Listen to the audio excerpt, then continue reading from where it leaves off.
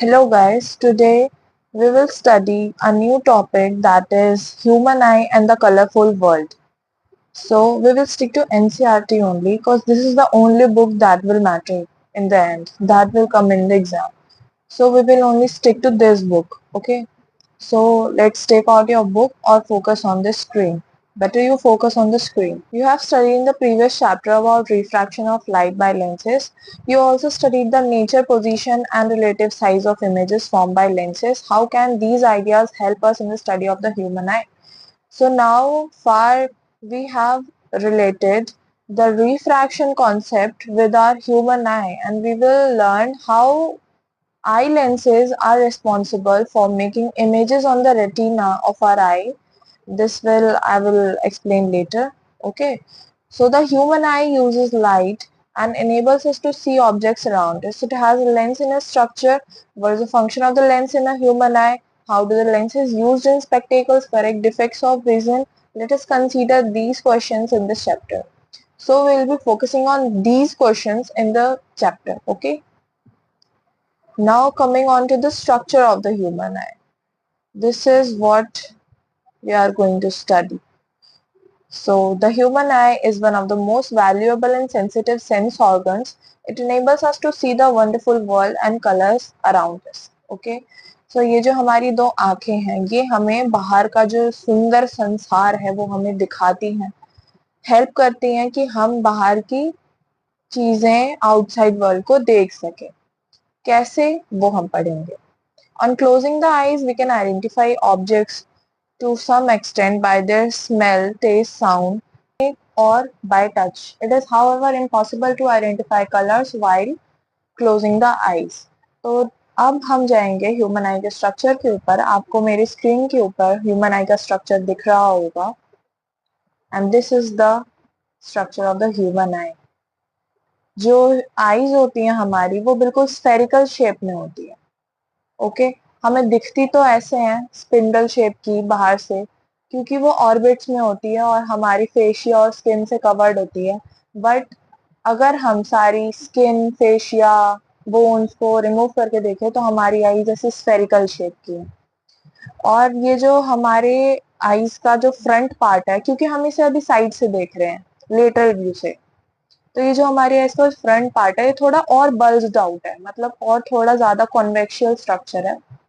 इसे कहते हैं कॉर्निया. ये सबसे आगे फेस करता है वर्ल्ड को, सबसे एक्सटर्नल पार्ट है ये.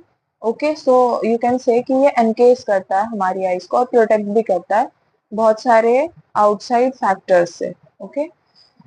इसके बाद आता है ये फ्लैप लाइक स्ट्रक्चर, जो कि एक्चुअली एक हेयर लाइक स्ट्रक्चर है जिसे हम आइरिस कहते हैं. और ये जो आइरिस होता है ना, हर आई का अलग कलर होता है. मतलब आप सोचते होंगे किसी की आईज ब्राउन है, किसी की ब्लैक है, किसी की ग्रीन है.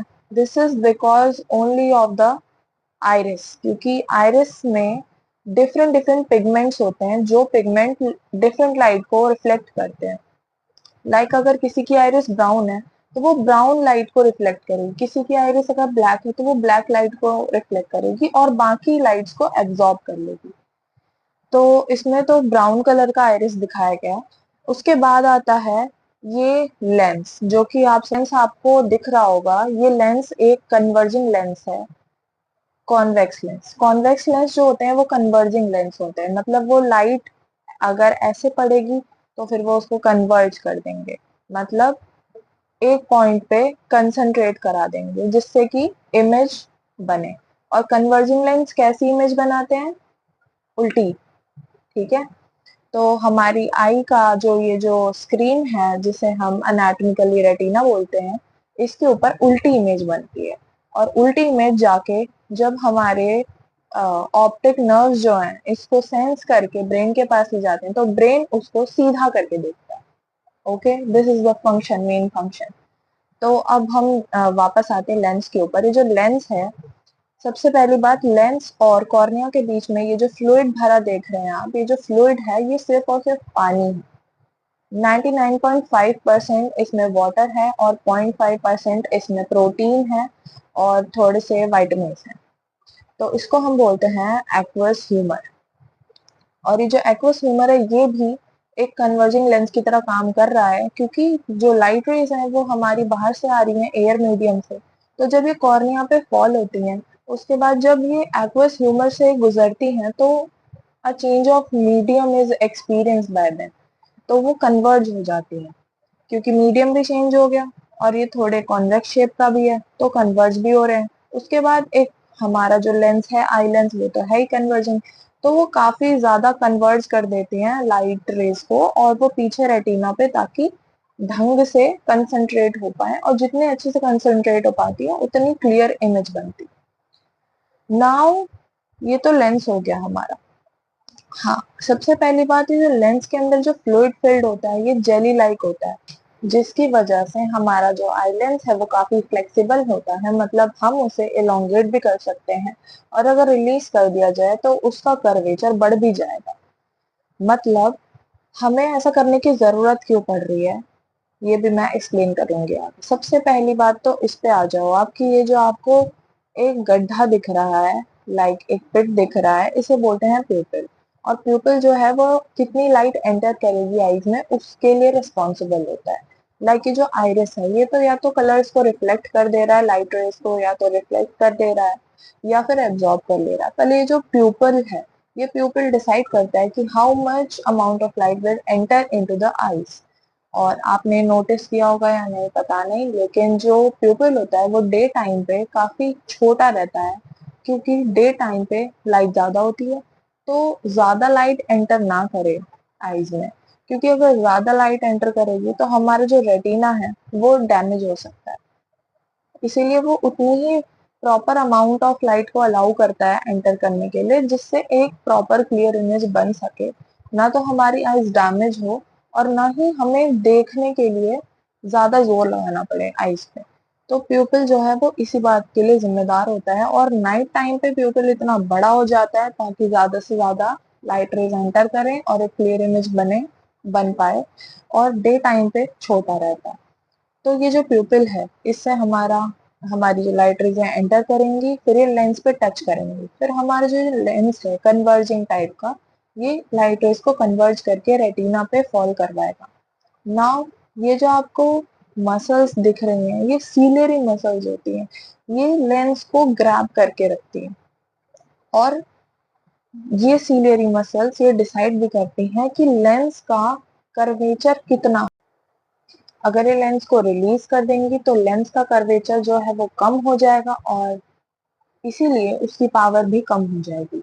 और अगर इसने लेंस को ऐसे कॉन्ट्रैक्ट कर दिया तो लेंस का कर्वेचर जो है वो बढ़ जाएगा, और क्योंकि कर्वेचर बढ़ गया तो वो ज्यादा कन्वर्ज कर पाएगा, मतलब उसकी पावर भी बढ़ गई। तो ऐसा करने की जरूरत तब पड़ती है जब हमारी जो इंसिडेंट रेज है, मतलब हमारा जो ऑब्जेक्ट है वो आइस के क्लोज है।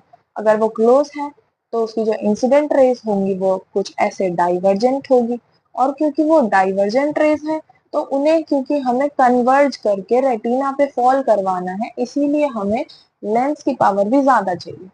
इसीलिए जब पास का ऑब्जेक्ट होता है तो जो सीलियरी मसल्स होती हैं वो लेंस को कॉन्ट्रैक्ट करके उसका कर्वेचर बढ़ा देती हैं, ताकि उसकी पावर बढ़ जाए और जो डाइवर्जेंट रेज है वो ऐसे कन्वर्ज होके रेटिना पे फॉल हो पाए और एक क्लियर इमेज बन सके।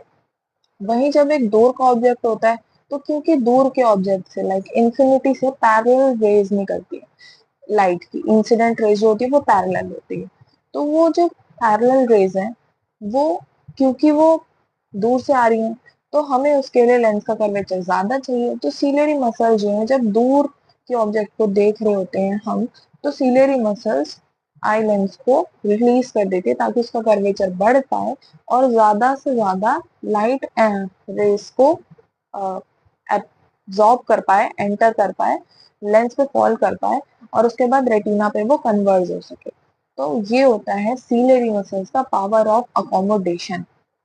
अब नाउ जो लेंस है और रेटिना के बीच में ये जो फ्लूइड आप देख रहे हैं, इसे कहते हैं विट्रस ह्यूमर, और विट्रस का मतलब होता है glassy.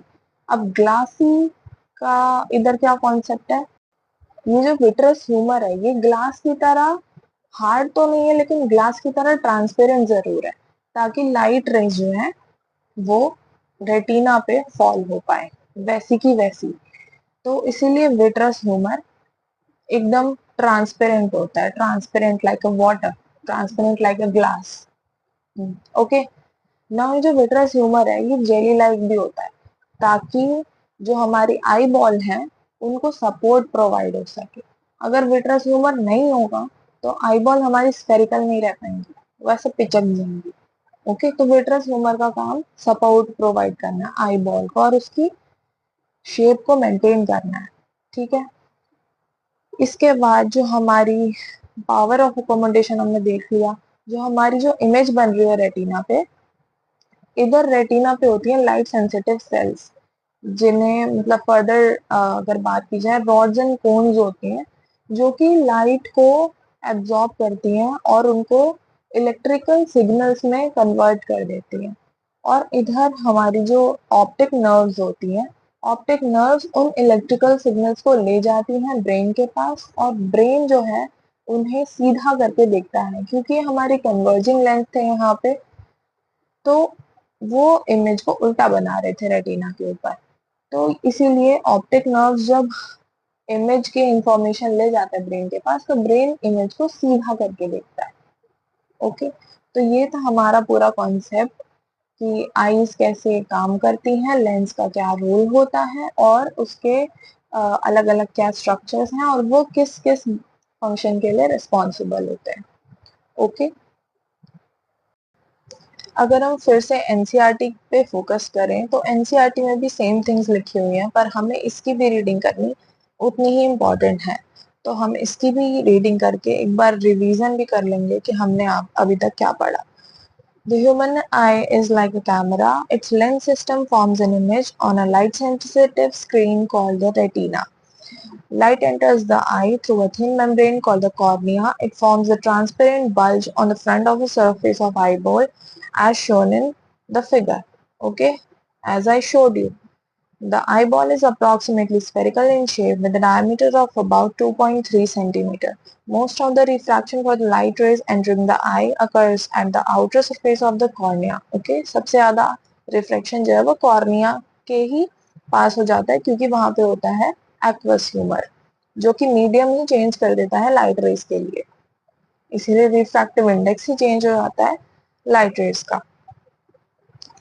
The crystalline lens merely provides the finer adjustment of focal length required to focus objects at the different distances on the retina. ठीक है, जो फोकल लेंथ ही अपना चेंज कर लेता है क्रिस्टलाइन लेंस जो है वो हमारा, ताकि हम दूर या पास रखी ऑब्जेक्ट्स को देख सकें, ताकि उनकी जो इंसिडेंट रेज है उनको एडजस्ट करके रेटिना पे फॉल करवाया जा सके। We find a structure called iris behind the cornea. Iris is a dark muscular diaphragm that controls the size of the pupil. The pupil regulates and controls the amount of light entering the eye, as I told you. The eye lens forms an inverted real image of the object on the retina. The retina is a delicate membrane having enormous number of light sensitive cells. The light sensitive cells gets activated upon the illumination and generate electrical signals. These signals are sent to the brain via the optic nerves. The brain interprets these signals and finally processes the information so that we perceive objects as they are. So I hope आपको ये topic समझ आ गया होगा, और अगर आ गया है so come join me in the next classes so that we have a scheduled learning further.